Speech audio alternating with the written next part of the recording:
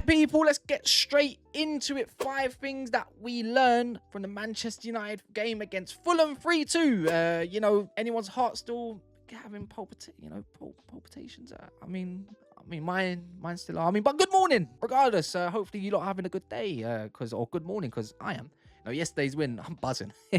I'm still jumping around. But smash the likes, subscribe if you're brand new. If you like this sort of content, do let me know. It's nice to get nice positive feedback and even constructive feedback. But you know, there's a few things I'd like to talk about. But honourable mention, because I don't feel like he's going to get a lot of mentions, is Sen Larmans is turning into a bit of a beast, isn't he? It's not that what we learned. I just think we already know. But he had a big impact yesterday. You know, bar the penalty, nearly even got it, but it was a class penalty from Jimenez. And, you know, even the second goal, it's so unfortunate. How many wonder goals has this guy been packed in by this season? It's been quite unfortunate. You know, and also been done by a couple of dodgy decisions. But number one, let's get straight into it. You know, some may call it a manager bounce, but I'm calling the Carrick bounce is a full-blown launch. It's in motion, people. Michael Carrick has now made it 3 wins from 3 since taking over Ruben Amorim's, well, disastrous, you could say, Manchester United, or lackluster. And he didn't just beat anyone. He has beaten a very, very good Fulham side who have lost 1 in 8. He's beat Pep Guardiola's Manchester City and Arsenal's Mikel Arteta away from home, to say the least. The mood at Old Trafford has 100% shifted from acrimonious to electrifying. You heard the fans yesterday? Because I did. And big up all of them Stretford enders, because I could see you lot singing your hearts out. And not even just that, I think it would go around the whole stadium. You know, when that second goal went in especially, I thought that was loud. Very loud. Cunha was buzzing. Love the dance. But but still, regardless of all of that, after a few weeks, you know, of the mood shifting at United, we're talking protests, we're talking negativity on the overlap, you know, discourse from Roy Keane, even though Michael Carrick's barely been in the chair of Man United. It's just, you know, it feels like the tactical shackles are off, even if our blood pressure is paying the price. But Carrick has got something, to say the least. You know, I feel with Carrick, you know, I was one of the very few that wanted to give him a chance in the summer, actually. You know, I thought him and McKenna had a good shout. You could see that today's managers, who's really Manchester United quality, you know? And I do hope he has a real good spell in his interim spell, because I just don't want to go do something brand new if it's already working. It's not exactly Ole Gunnar Solskjaer, like, for me anyways, but he's the tactician himself, and he's got really good coaches around, and I feel it can even improve if he was to get the full-time job. It's just one can hope. I like the thought, you know, it sounds a little bit patriotic, but I like the thought of a British manager, not Southgate. Don't you lot do it. But moving on, number 2, Benjamin Sesko is a Stretford End hero in the making. Did anyone enjoy that goal? I certainly did. Top bins. You know, even with first touch hitting the post, unfortunate there, but made up for it. You can see the confidence is brewing in this young adult, talented, athletic freak of a man. Yeah, 6'4.5" / 6'5", and there's something there. Technically, he is sound. You know, much better than Højlund, to say the least. I don't know if Højlund really got all the service he could probably have got, but he didn't help himself.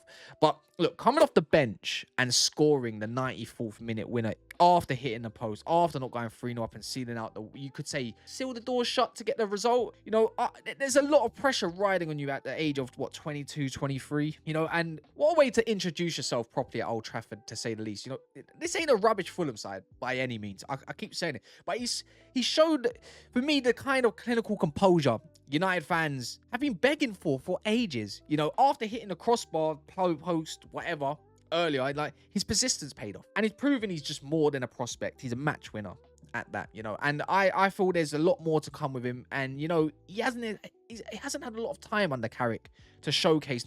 He hasn't had a start yet, and it's only been 3 games, but it's given the manager a headache, and a good headache. So to see maybe next game against the likes of Spurs, he might start. He could be very, very useful. Who knows?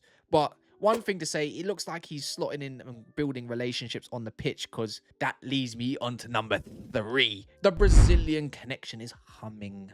And what I mean by that is just the opening hour was just a masterclass. Casemiro wasn't just cleaning up in the midfield. He scored the opener, a trademark header from yours truly, of course, Bruno Fernandes, you know, with the free kick. And it was a free kick before. And it was like, oh, the referee gave you something.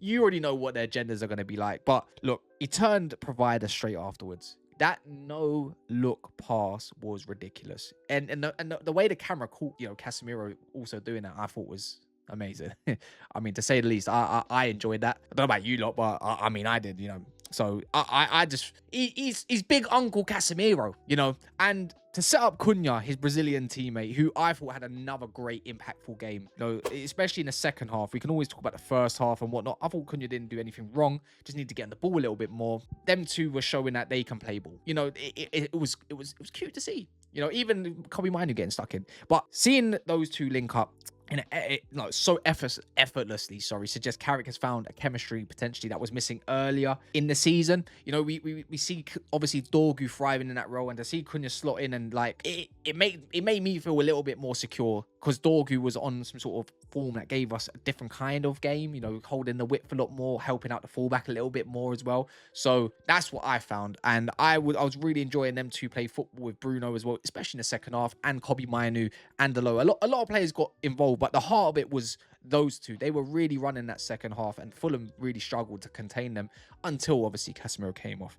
But number 4, heart rates and defensive lapses. Now, this is a big thing for Man United fans. We just never make it easy for ourselves, do we? We learned that Man United still haven't quite mastered the boring 2-0 win, that Arsenal love to provide after a set piece and own goal.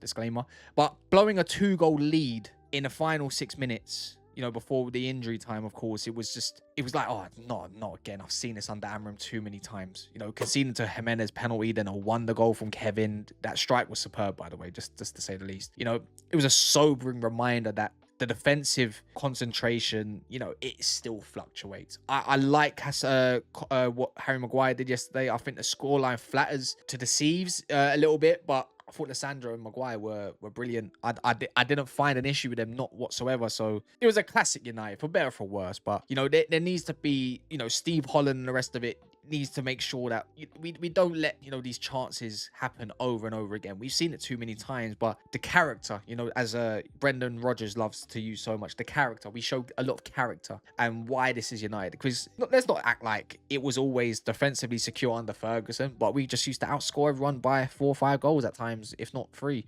And today was quite a classical Man United. Little bit of that United DNA that the media love to talk about so much.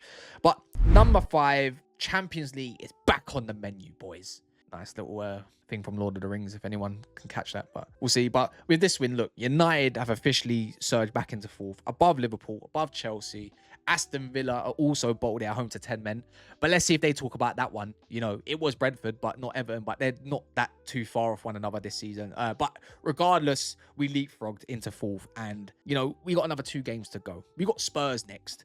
Given where the club, sat at the turn of the year, I think this is quite the dream for Ineos, I suppose, and what transfers we can get involved. But the fact that we're talking about a top 4 finish, like probability rather than a pipe dream, is is the biggest takeaway of the day. And there's no excuses why we can't. 1 game a week. Aston Villa not exactly being on the Aston Villa that everyone makes them out to be. It goes to show maybe even 3rd might be in the cards, maybe 2nd, but it doesn't mean it's a trophy. It's just to get away from everybody else and secure our position, and hopefully we can just get a move on.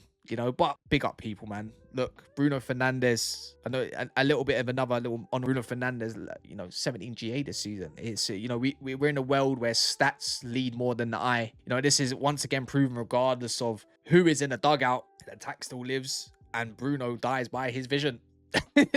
It's as simple as that. 2 assists, 17 GA. That man can't go nowhere. But anyways, people, smash the like, subscribe if you're brand new, and let me know what you think in the comments. We'll be back again next week, I suppose, Sunday, for another 5 things we learned.